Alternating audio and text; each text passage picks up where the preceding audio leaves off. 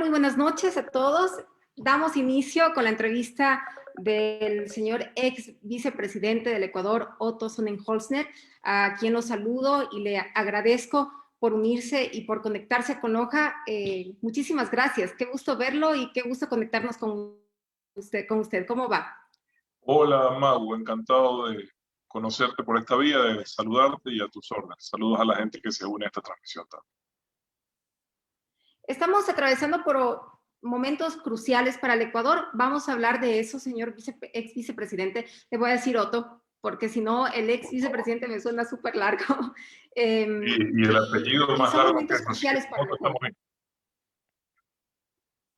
estamos bien. Ok. Vamos a hablar un poco de historia y vamos a hablar un poco de historia de usted, porque algunas personas conocieron al ex vicepresidente cuando asumió las funciones en un momento crítico del país, pero nos encantaría conocer cómo fue ese momento para usted en su vida personal, ese cambio de ser una persona que no era pública a convertirse en una de las personas más vistas del Ecuador. La verdad, inesperado, totalmente fuera de nuestra planificación como familia. Yo estaba en mi trabajo, estaba justamente en una reunión eh, con mis hermanos, estaba por casualidad mi esposa en la oficina porque ella no trabaja conmigo, ella tiene su propio oficio, pero ese día justo estaba ahí. ¿Cómo será la vida cuando me entra la llamada del presidente, a quien yo conocía? Yo había sido líder gremial de la radiodifusión años atrás y en esa época él era vicepresidente. Ahí lo conocí porque la puerta de él era la única puerta abierta para defender la libertad de expresión en el gobierno del entonces presidente Rafael Correa. Y con él pudimos trabajar en su momento para evitar que avance tan rápido una ley de comunicación que terminó siendo lo que siempre se advirtió: una mordaza, una amenaza a las libertades. Ahí hicimos amistad con el presidente Moreno en su momento, pero yo no supe mucho de él. Luego yo he trabajado, entre otras cosas, en comunicación, por ahí un par de veces lo entrevisté. Me invitó junto con otros empresarios alguna vez a presentarnos su plan de gobierno cuando él todavía estaba en Suiza, antes de ser candidato inclusive, y conversamos ahí una vez, pero jamás me imaginé que él me iba a considerar. Tampoco me imaginé, y yo creo que nadie esperó, que el país tenga a dos vicepresidentes en el mismo periodo destituidos por temas de corrupción, ¿no? Y uno inclusive preso. Entonces, claro, son circunstancias lamentables porque finalmente, al margen de si te caen bien o mal, uno desearía que las autoridades electas por las que la ciudadanía votó pudieran representar también los valores que la ciudadanía aspira en ellos, y lamentablemente ese no fue el caso. Entonces, por esas circunstancias de la vida, de forma inesperada, termino yo ahí, consciente de que este era un desafío inmenso, porque yo sí sabía que la mesa no estaba servida, yo sí sabía que la situación económica era muy crítica, que había que tomar decisiones difíciles, y iba dispuesto a eso. Yo no iba pensando en un futuro político, porque nunca he estado en mis planes. Yo siempre he trabajado en el sector privado, la agricultura, la construcción, la comunicación, el comercio, y la verdad ¿Y por qué a la decide, política Otto, la he por qué tenido. decide usted dar ese paso tan importante? Nos comenta que lo dialogó primero con su familia, con su esposa, que tuvo el gusto de conocerla, que es una maravilla de persona. Eh, y cómo decide decir, ok, voy a No te creo. hacerlo, ¿Cuándo, me cuándo pongo la la conociste, camiseta del Claudia? Ecuador? La conocí aquí en Loja en el Festival de Artes Vivas. Ah, claro, estuvimos ahí, qué bonito que fue. El último que pudo haber, lamentablemente, por la pandemia. Pero qué lindo evento, y la verdad es que fue un honor poder estar en Loja y compartir con los lojanos ese evento cultural tan importante.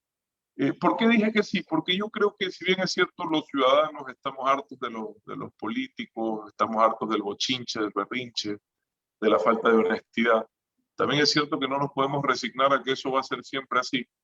Y en algún momento de la vida, si se presenta la oportunidad, tienes que tomar la decisión de servir a tu país.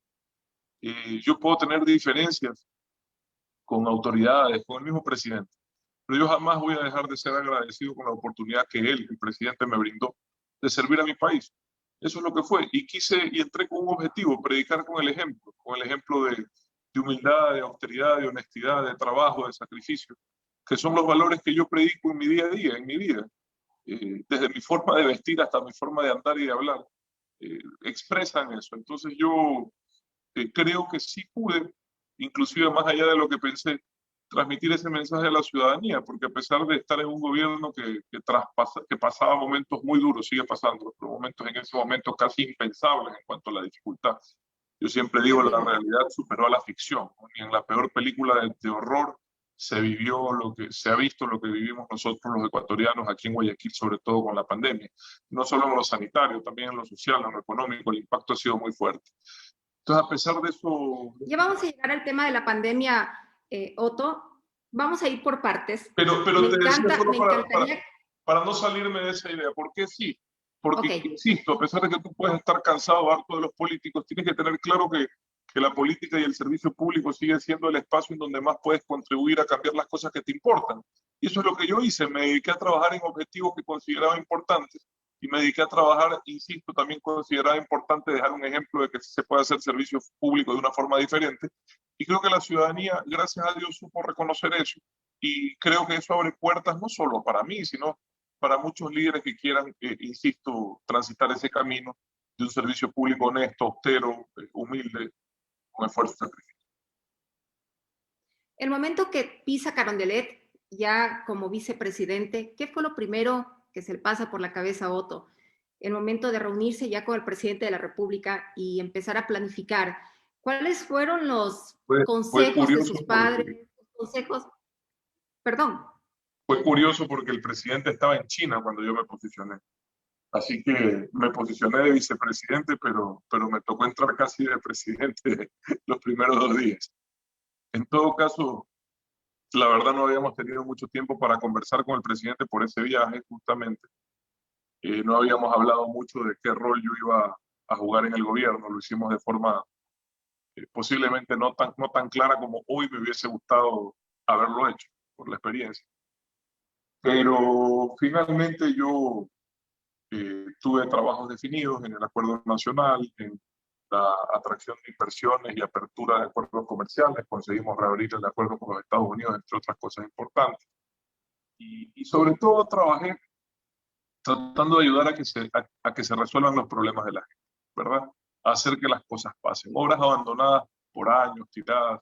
Me dediqué a ver por qué no se terminaban, cómo se concretaban, a darle una mano a los gobiernos autónomos descentralizados de todo el país. Por eso viajé tanto, por eso estuve tantas veces en Loja, viendo cómo se financiaban proyectos de infraestructura básica para todos los ciudadanos del Ecuador, independientemente de la bandera política de su líder local.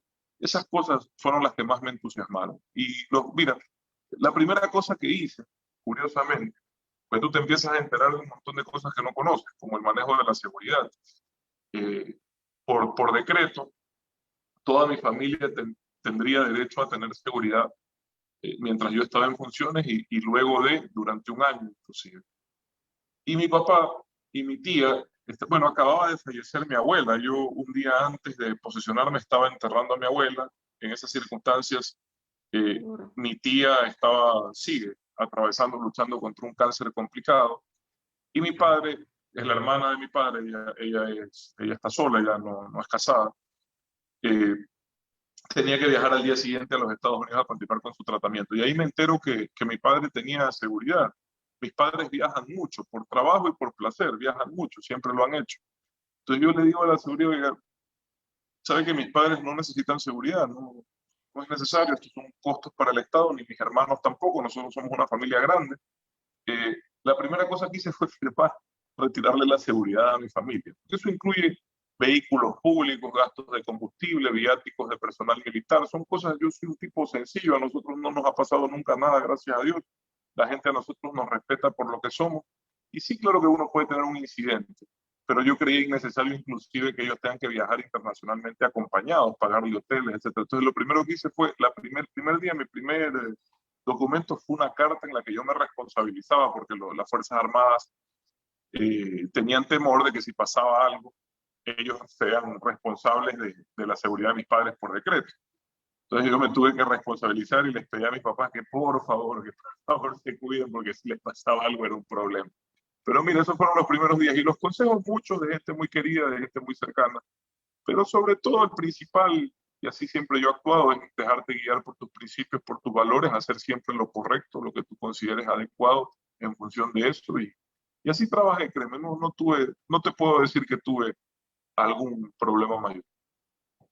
¿Qué camiseta le tocó colocarse a Otto el momento de ingresar? Aparte de la del Ecuador, ¿de derecha o de izquierda? ¿O cómo se manejó cuando usted fue vicepresidente?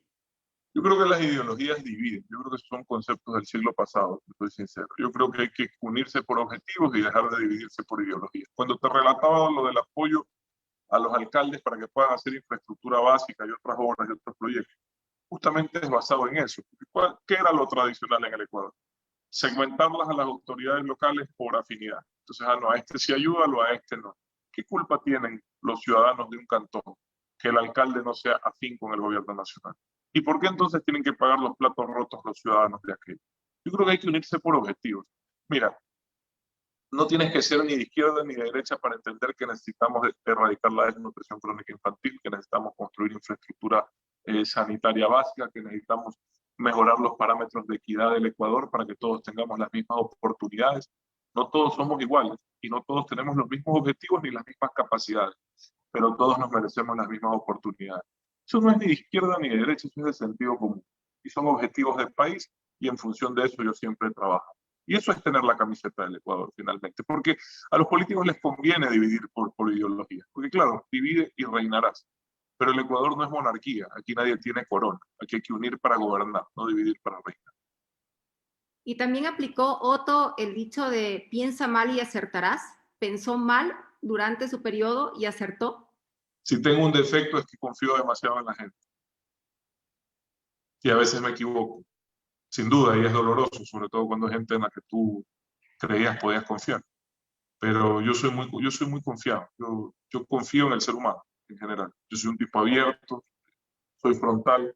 La gente decía, cuando yo hacía las cadenas en pandemia, la gente decía, bueno, yo la hacía, te tengo que decir, posiblemente hasta se notaba, yo la hacía con lágrimas en los ojos, porque venía de vivir momentos muy, muy duros, de vivir situaciones que posiblemente muchos ciudadanos jamás imaginaron que eran posibles y que no le deseo a nadie, ¿verdad? Ver cientos de fallecidos, todos los sistemas funerarios colapsados, todos los sistemas de salud colapsados, tener que ayudar a manejar esa crisis directa y personalmente, porque yo creo en predicar con el ejemplo. Tú no le puedes pedir a alguien que haga algo que tú no estás dispuesto a hacer.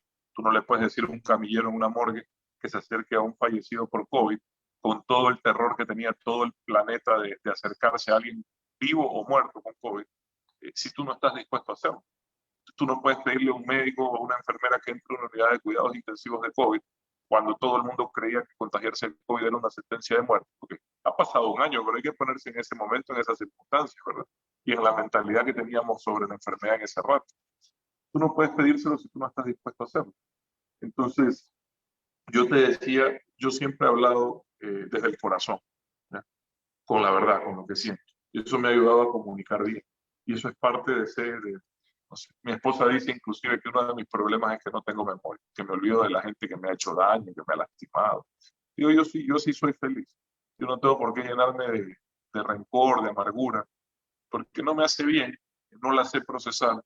Prefiero olvidar y dejar pasar, y eso sí, tratar de aprender para no cometer los mismos errores una vez más, eso sí. O sea, hacer siempre que el pasado sea una lección para que no se convierta en una sentencia, sin duda.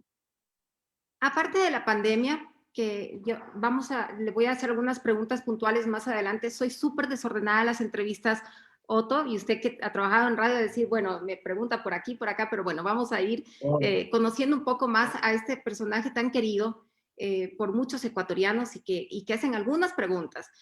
Aparte de la pandemia, ¿qué les No por desgarró? todos, en ¿Qué le todo caso, rompió pero el igual corazón? saluden.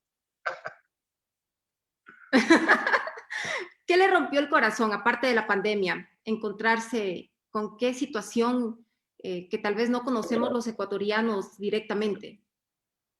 A ver, lo primero es que a mí esto me frustra más que romperme el corazón, es ver que hay personas en el servicio público que no tienen sentido de urgencia, ¿verdad? Que quieren como que el tiempo pase, pero no que las cosas se resuelvan. Y eso a mí sí me indigna, porque uno no puede aquí estar como decimos acá en Guayas, en Guayaquil, de hamaca, digamos. No, aquí tienes que fajar. Si tú estás en el servicio público, de elección popular o no, tienes que dar todo para servir a la gente. Tú eres un servidor de la gente. Eso es lo que es, ¿ya? Cuando mi esposa, mis hijos, porque yo tengo hijos pequeños, mi hija menor, yo he tenido un reencuentro con mi hija menor, porque la verdad es que yo me fui a este trabajo cuando ella acababa de cumplir un añito. Y chuta, casi que me convertí en un extraño, porque yo me saqué el aire, yo no, casi no pasaba aquí. Y cuando a mi esposa le explicaba a mis hijos qué es esto de ser vicepresidente, porque de repente cambia la vida de todos, les decía, es un trabajo con muchas mayores responsabilidades y con menos sueldo, digamos. Eso era lo que era para nosotros como familia. Nosotros tuvimos que hacer muchos sacrificios en ese sentido, pero créeme que valió la pena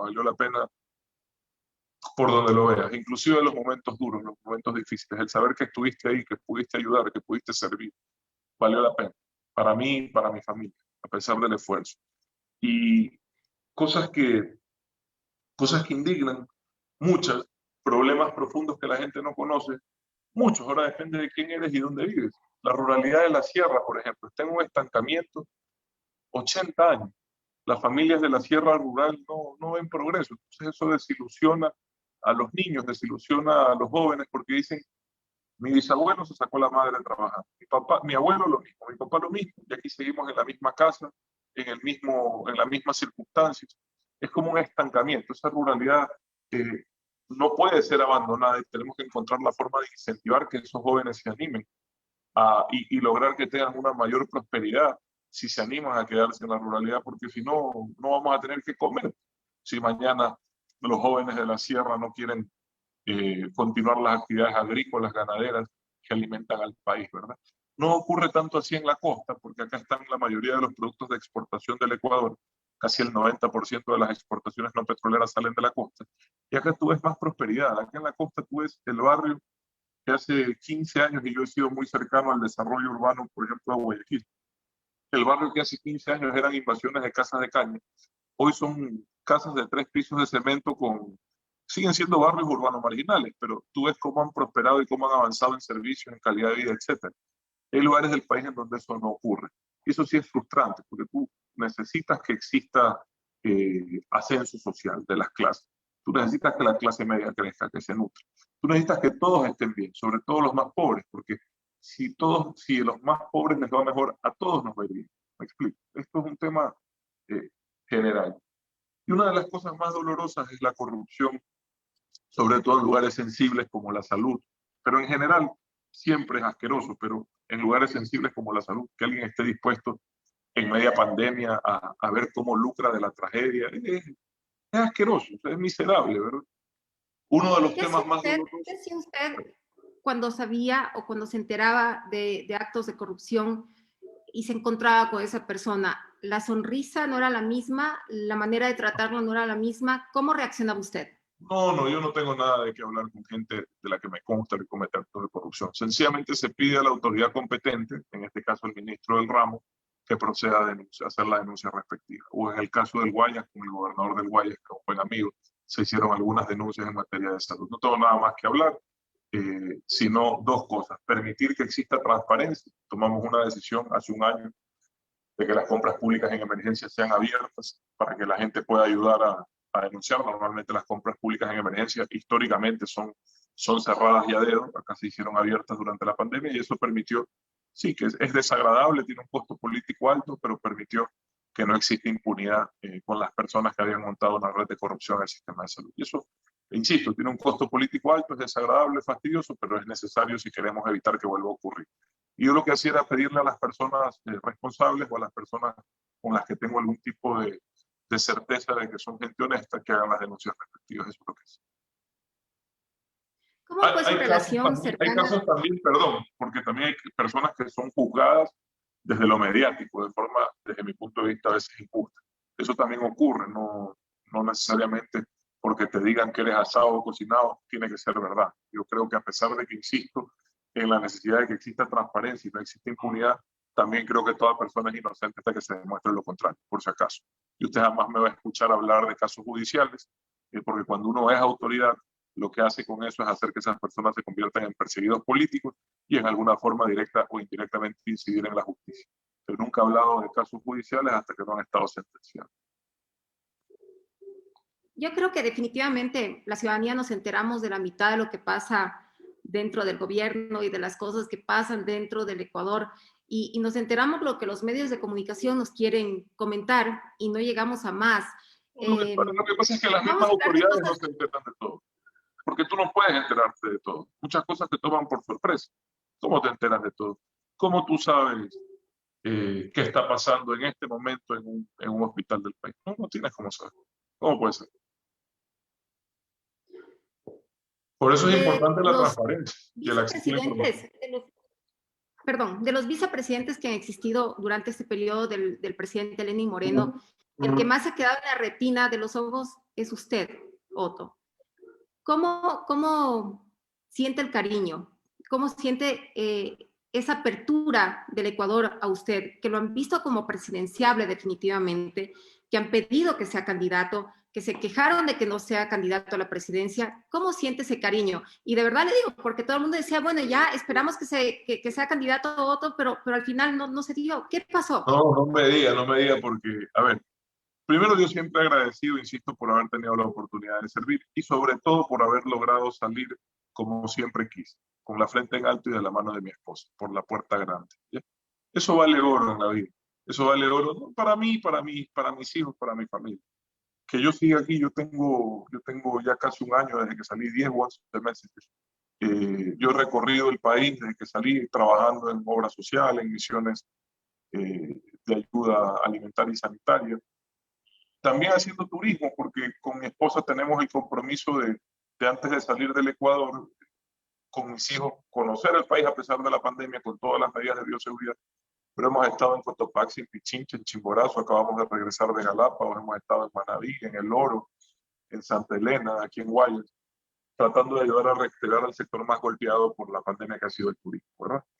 Eh, y es verdad, yo recibo mucho cariño de todas las personas que me ven.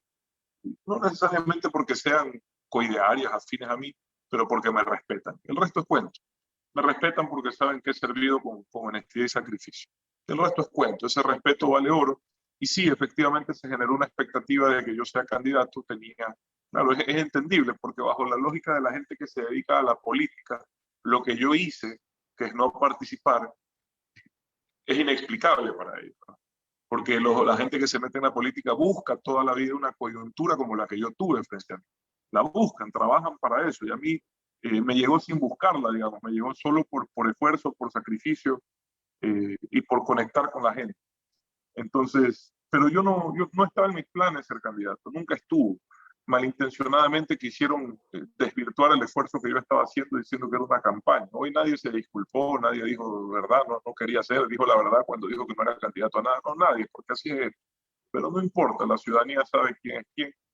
Y finalmente no fui candidato, primero, insisto, porque no estuvo en mis planes y al no haber estado en mis planes, yo soy una persona muy ordenada, muy disciplinada, eh, muy estructurada por formación.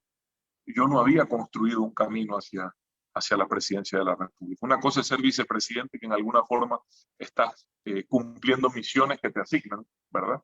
Y otra cosa es armar un gobierno entero y responsabilizarte de todo un país. Y para eso, tal vez porque no he sido político, para eso necesitas por lo menos un centenar de personas que cuando tú cierres los ojos sepas que van a hacer las cosas igual o mejor que tú.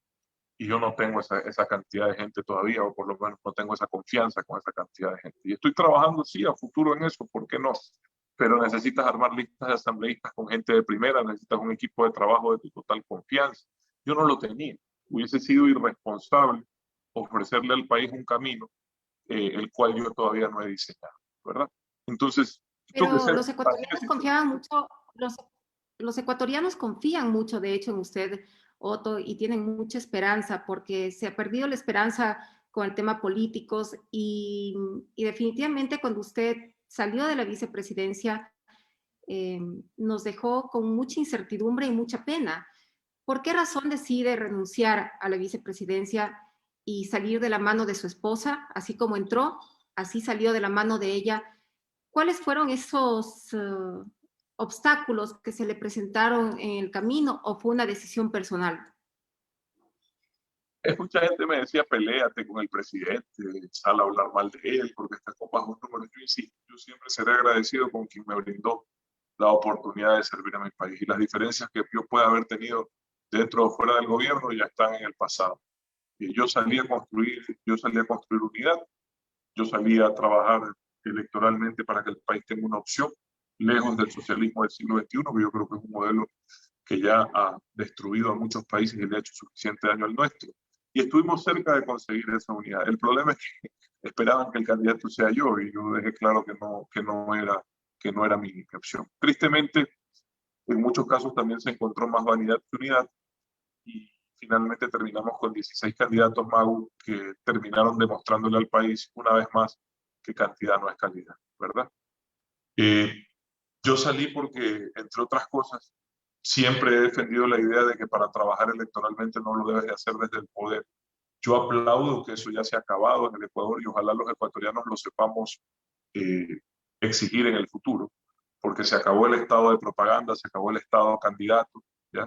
Eso hacía que la contienda electoral sea injusta, sea desequilibrada, porque cómo compites contra un conglomerado de medios, contra cientos de o contra miles de funcionarios públicos entregando bonos y haciendo misiones a nombre de un candidato. Eso no es una competencia justa, créanme, Mago, se lo digo porque la diferencia se nota hoy. Y ojalá, insisto, sepamos en el futuro exigir que los gobiernos se comporten igual que lo ha hecho este en cuanto al tema electoral. Y yo he creído siempre que uno cuando trabaja en lo electoral lo hace desde fuera del poder. Esa ha sido mi posición. Y por eso salí, sobre todo por eso salí. No lo hice antes porque tenía yo todavía que cumplir objetivos claros en materia sanitaria, tenían que estabilizarse las cifras de fallecidos del país. Yo había pensado salir alrededor del mes de mayo originalmente. Me quedé hasta julio porque las cifras seguían altas. Se hizo un esfuerzo para que se estabilicen las cifras y las cifras se han mantenido estables en el Ecuador casi un año entero, desde entonces hasta la fecha actual, en donde tenemos de nuevo un pequeño repunte. Porque teníamos temor en ese momento de que se caiga la dolarización. Poca gente sabe esto, porque la gente estaba preocupada más bien de salvar su vida. Pero mientras nosotros estábamos tratando de superar la parte sanitaria, al mismo tiempo estaban rotos los 3 oleoductos petroleros y el precio del barril en valor negativo, los ingresos tributarios en casi cero, porque la economía estaba paralizada. Entonces, sin ingresos no hay cómo pagar sueldos. Y tú puedes no pagarle sueldos a los policías, a los médicos, a los profesores. Puedes atrasarte 1 mes, 2 meses, hasta 3 meses. Al cuarto mes se te cae la dolarización. Entonces, no podía irme hasta que eso no se estabilice. Eso se estabilizaba solo con la renegociación de la deuda, que fue un éxito reconocido internacionalmente, y con la obtención de financiamiento internacional de los multilaterales. Con esas 3 cosas resueltas, yo tomé la decisión de salir para trabajar como lo hice en la unidad. Lamentablemente también Mucho, perdí un mes porque apenas salí me enfermé, me dio una hepatitis súper fuerte y estuve 1 mes en cama, literalmente 1 mes en cama. Entonces, eso también hizo perder tiempo y posiblemente afectó eh, gravemente esa intención de construir unidad. usted es parte importante de una historia del Ecuador.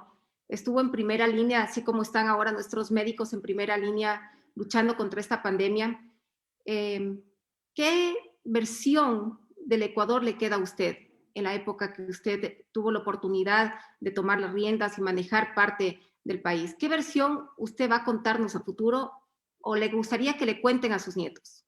No, yo estoy muy orgulloso de lo que hicieron muchos profesionales ecuatorianos, porque a nosotros nos tocó enfrentar primero el COVID en la región. Es decir, fuimos el primer país de toda la región en detectar un caso de COVID. No te digo que fuimos el primero en tener un caso de COVID porque es probable que el coronavirus llegase a la región mucho antes, Pablo. No sé si me explico. Lo que pasa es que había tan poco conocimiento que los mismos médicos no sabían diagnosticarlo adecuadamente. Pero es probable que hubiese desde antes. En todo caso, fuimos el primer país en identificarlo, el primer país en tomar medidas que no existían, que hubo que diseñarlas con profesionales ecuatorianos. Vi que entrevistaste ayer a uno de ellos, a Esteban Ortiz. Con Esteban y con otros médicos armamos los protocolos de bioseguridad, armamos las restricciones de movilidad, armamos las restricciones de viajeros, cerramos los aeropuertos y decidimos, lo más importante, qué sectores eran los esenciales. Hoy se habla con normalidad de los sectores esenciales. En ese momento eso no existía y nos tocó diseñar todo aquello. Muchas de esas medidas fueron acertadas y oportunas. También cometimos errores. Hubo un error con la decisión de cremar los fallecidos por COVID, porque no había capacidad de cremación en el país. Eso generó un cuello de botella solo en Guayaquil, en donde hubo este exceso de fallecidos incontrolable. Rápidamente se corrigió. Pero para mí la versión que me queda es ecuatorianos de primera, valientes, decentes, capaces, que no le huyeron al problema, que cuando les dije vamos a los hospitales, fueron conmigo a los hospitales, que cuando les dije vamos a los cementerios, a las morgues, fueron conmigo a los cementerios, a las morgues. Con eso me quedo. Apenado de los que hicieron de la pandemia nuevamente, porque están acostumbrados a hacer de la tragedia un beneficio personal.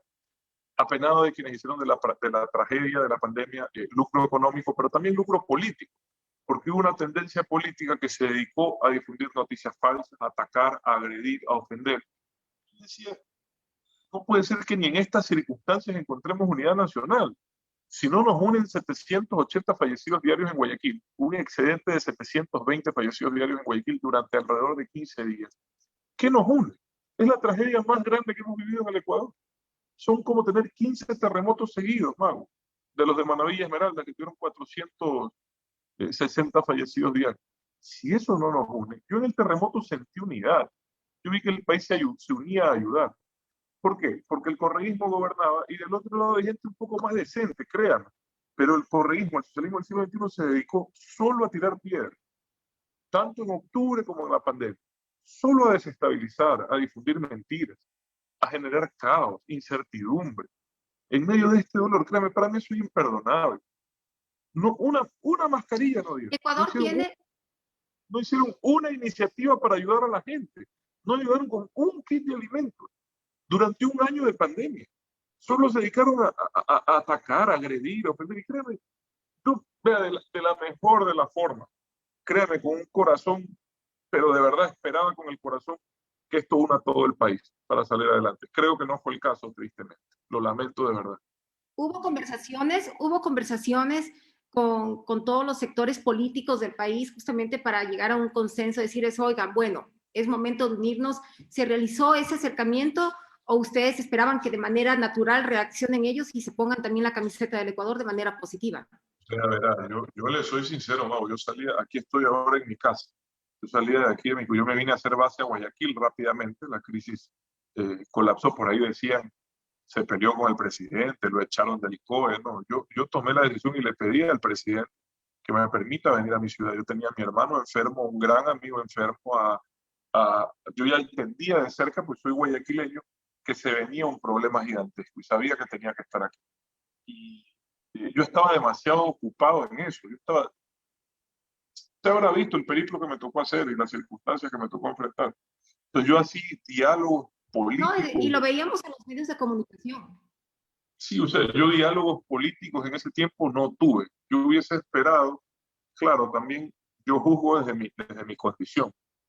Yo hubiese esperado una solidaridad espontánea y automática, una unidad espontánea y automática, porque es lo natural en estas circunstancias, ¿verdad?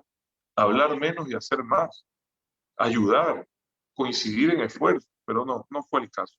No fue el caso con ellos, ¿no? Hubieron otras fuerzas políticas y otros que sí, evidentemente, por lo menos no estorbaron, que ya es bastante. Pero otros que sí ayudaron, que hicieron, y desde la sociedad civil también, iniciativas para recaudar fondos, para comprar insumos, etcétera, que fueron valiosas, sin duda.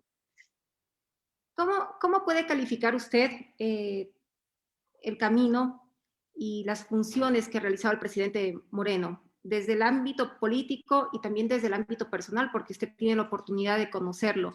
Y la sociedad juzga mucho, ataca mucho y muchas veces no entendemos realmente qué es lo que pasó o qué es lo que está pasando, por qué las decisiones que se toman, por qué las decisiones que no se toman. Yo creo que el tiempo será el que juzgue a este gobierno, mejor que la actualidad. Estamos en circunstancias muy duras, económicas, sociales. Es normal, es natural que tú culpes al gobierno. El mundo entero está pasando situaciones similares.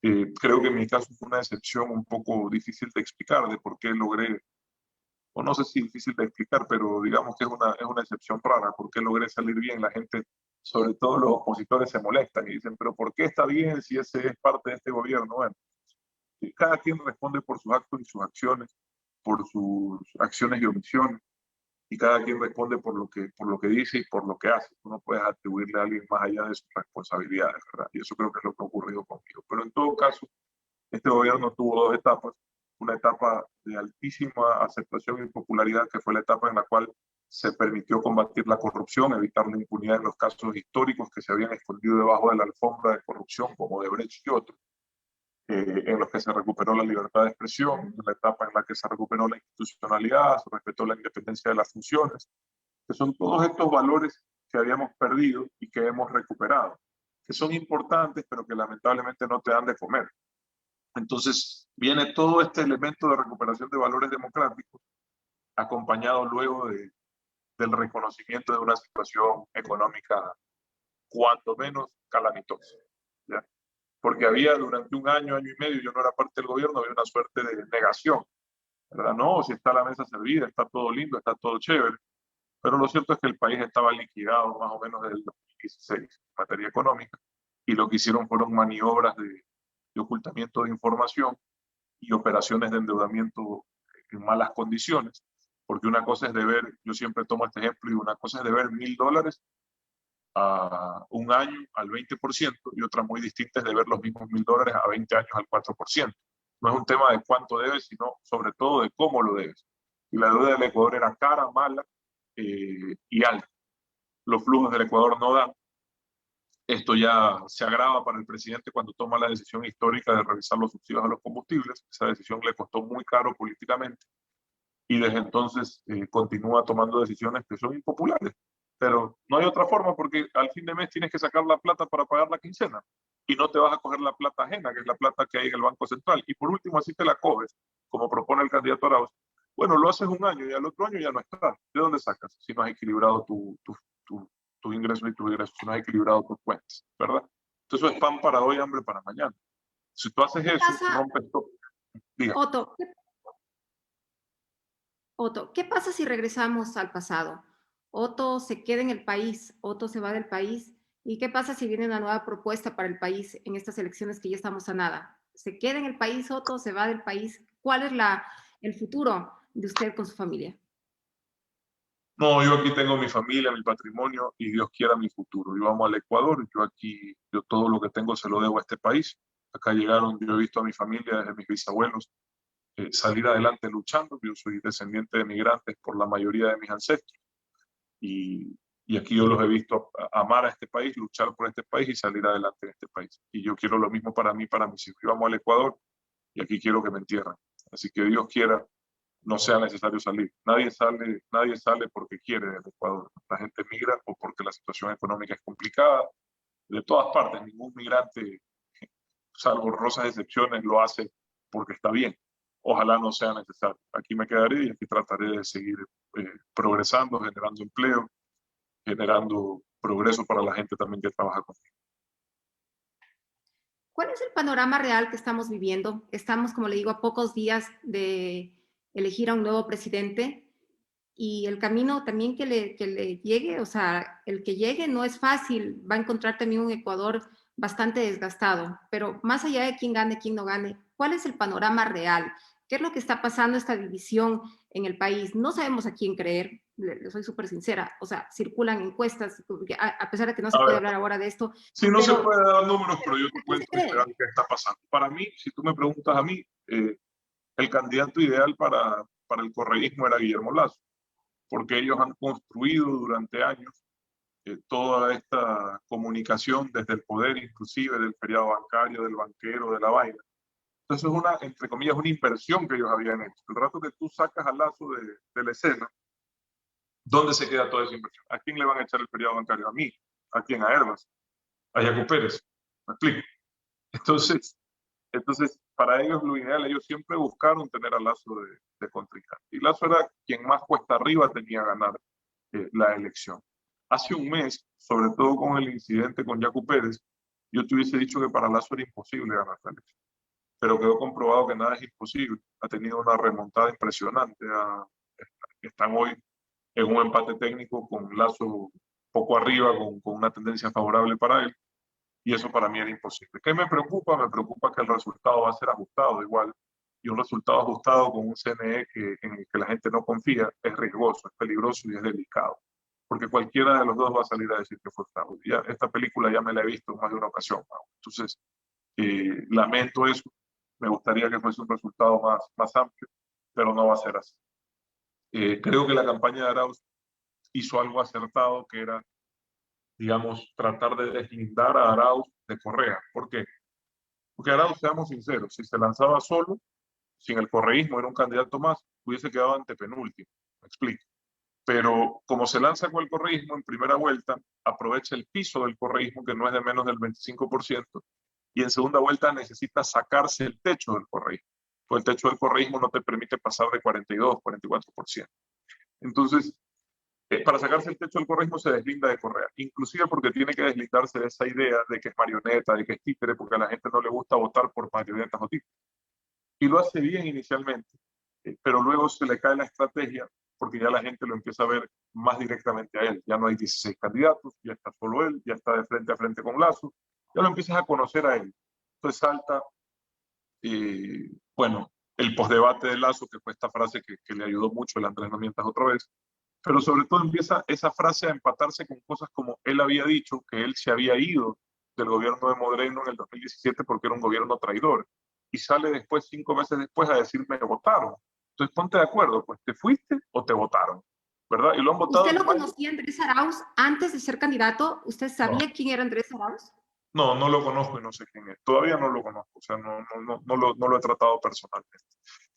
Pero te ¿Lo decía conoce que a Guillermo Lazo en persona? ¿Ha tratado con él? ¿Ha dialogado con mm, él? sí, lo conozco a él, a sus hijos, no soy coideario de él, insisto, creo que no era el candidato ideal para derrotar al socialismo del siglo XXI, pero creo que, contrario a lo que yo mismo hubiese pensado, ha hecho un ¿Era trabajo usted bueno. el candidato ideal para derrotar al No, correísmo? lo que pasa es que, como te digo, o sea, yo creo que si se hubiese construido unidad, hubiese sido muy fácil ganar, con cualquiera que no tenga negativos tan altos, porque a Lazo le han construido negativos durante este tiempo muy altos, ¿verdad? Perfecto. Ya para ir finalizando la entrevista, ¿cuál sería su consejo para los ecuatorianos que tienen la decisión con un esfero en Ya. el momento de votar? Primero que nulo no es candidato, o sea, nulo no está en la papeleta. ¿Ya? Votar nulo en estas circunstancias es una irresponsabilidad. Y pedir el voto nulo es una forma fácil de lavarse las manos, ¿verdad? Porque muchos líderes políticos no quieren contaminarse porque saben pues que tanto una tendencia como la otra posiblemente no sea lo más adecuado políticamente vincularse. Pero como yo siempre he hecho lo que considero correcto, no lo que me conviene a mí, sino lo que le conviene al país, yo sí les digo, no voten nulo. También les digo que es la oportunidad que tenemos de salir de un hueco hecho por el socialismo del siglo XXI. Y uno no sale de un hueco haciéndolo más otro. O sea que cualquier alternativa a ese modelo fracasado es una alternativa deseable porque tienes que escoger entre la certeza de que te vaya mal y la probabilidad de que te vaya bien. Yo no te puedo garantizar que con Lazo te va a ir de maravilla porque yo no soy parte de ese proyecto, yo no soy parte de ese equipo, ni aspiro ni espero ser nada en ese gobierno. Pero sí creo que por lo menos cualquier alternativa a un modelo que no sirve es una probabilidad de encontrar un camino de mejores oportunidades para los ecuatorianos. Y finalmente, yo entiendo que estés decepcionado, frustrado, que sientas inclusive hasta desprecio por la clase política del Ecuador. Y en muchos casos creo que tienes razón y comparto ese sentimiento. Pero no puedes permitir que esa frustración se convierta en resignación. No da lo mismo que ser el presidente de tu país. Yo sé que finalmente tú sabes que solo tú y tu esfuerzo y tu trabajo y tu sacrificio te va a sacar a ti y a tu familia adelante. Pero sin duda va a ser más fácil si tienes un gobernante honesto, decente, responsable, que en vez de ser un obstáculo su gobierno sea un vehículo para ayudarte a llegar más rápido a esos objetivos que tienes como país. Ese es mi mensaje. ¿Tenemos peligro de convertirnos Ecuador en un Venezuela Pero con por la supuesto, decisión que con tomemos? la irresponsabilidad que ya anuncia el señor de tomar plata que no le corresponde, de seguir gastando la plata que no hay, y en eso te conviertes. Si Venezuela tuvo 14 años más, hasta el 2013, Venezuela tuvo una prosperidad, entre comillas, inusitada, ¿verdad? Pero lo único que estaban haciendo era repartirse en 10 años los recursos de 20. Entonces, en los próximos 10 ya no tienes que comer. ¿Me explico? Y eso es lo que ellos plantean, eso es lo que hicieron mientras gobernaron. Generan una sensación de bienestar, pero no es real porque no es sostenible. Entonces la consecuencia posterior es tener que hacer estos ajustes tan difíciles para poder sostener la dolarización del país. Entonces sí, claro que ese riesgo es real, por supuesto que es real. Y es lamentable que todavía no lo tengamos claro. Ya para despedirnos, Otto, le quiero agradecer muchísimo por su tiempo y me encantaría saber si en unos años va a considerar ser candidato a la presidencia y hacer caso a todos esos mensajes positivos que nos están llegando a través de las redes, que dice que Dios lo bendiga, que es una gran persona, que le encanta la humildad que usted tiene. ¿Dará ese gusto a los ecuatorianos a futuro? ¿Lo va a pensar? Yo creo que todo a su tiempo, Mau. Lo que sí no me va a pasar es que me agarre desprevenido la posibilidad. Eso sí no me va a pasar. Y bueno, hay que ver qué pasa, cómo se desarrollan las cosas en el Ecuador. Yo estoy trabajando en sumar gente positiva, gente de bien, en construir un proyecto que nos una por objetivos, objetivos claros, definidos, hojas de ruta. En eso estoy. Si mañana soy yo la persona para impulsar ese proyecto, enhorabuena. Si llega alguien mejor, mejor aún para mí, para mi familia. No tenga que ser yo, créanme. Pero en todo caso, lo único que no me va a volver a pasar es que esto me agarre sin tener el equipo y el proyecto bien definido. Eso sí no va a volver. Yo quiero que nos haga una promesa. Si llega a ser presidente de la República alguna vez, no se haga antipático, no se nos haga luego el fifiris nice, que no nos quiere saludar y que no nos quiere parar bola a los ecuatorianos. Por favor, promesa pública. ¿Cómo va a creer? Si ya fui vice y aquí me tiene, igualito que siempre. No se preocupe que cuando uno tiene las bases sólidas y las cosas claras, eso no pasa. Eso le ocurre a la gente que no tiene los pies sobre la tierra justamente porque le falta el peso de los valores que lo mantenga ahí y se marea. Yo tengo todo lo que necesito, yo soy un hombre feliz, tengo hijos sanos, una mujer que me quiere y feliz no es el que más tiene, sino el que menos necesita. Y todo lo demás son extras nomás, pero lo principal ya lo tengo, Mago, así que no se preocupe que eso a mí no me va a pasar. Tiene una familia hermosa, es una gran persona. Yo lo conocí cuando fue vicepresidente. Tuve la oportunidad de estar en un restaurante aquí de Loja con usted y Richard Martínez y le hice una entrevista con el celular y le dije que diga unos lojanismos. Mago, ya me acordé de una parrillada, ¿verdad? Muy rica. Una parrillada. Ajá, muy rica. Sí, sí, que me encanta Loja, ¿sabes? Qué pena que sea tan lejos llegar en carro, porque a mí me fascina Loja, disfruto mucho de Loja, de su gente, es una de las ciudades más hermosas del país. Siempre será bienvenido usted y su esposa y sus hijos acá a nuestra ciudad y provincia. Una vez más, Otto, muchísimas gracias. Que Dios lo bendiga, que Dios bendiga al Ecuador y la decisión que vamos a tomar los ecuatorianos. Le agradezco mucho por su tiempo. Gracias, Mago. Gusto verte. No, no me acordaba, tienes toda la razón. Mil disculpas. Un abrazo, Mago. Gracias No hay por la problema. entrevista. Saludos. Chao, Un chao. abrazo, hasta luego. Y bueno, de esta manera finalizamos la entrevista. Les quiero agradecer a todas las personas que se conectaron y nada, agradecer a Primer Reporte por retransmitirnos. Tratamos de hablar muy poquito de política porque este espacio no es para hablar de política, pero bueno, hay cosas que no se pueden evitar. Mil gracias a toda la gente que está conectada y que nos han seguido en esta transmisión. Mañana Luis Eduardo Vivanco de La Posta. Vamos a hablar con este caballero del periodismo ecuatoriano que es lojano y vamos a hablar sobre sus mejores y peores experiencias y qué es lo que espera del país ahora en estas elecciones. Así que eso el día de mañana a las 9 de la noche aquí en Mago Burneo y agradecer a Primer Reporte. Un beso gigante.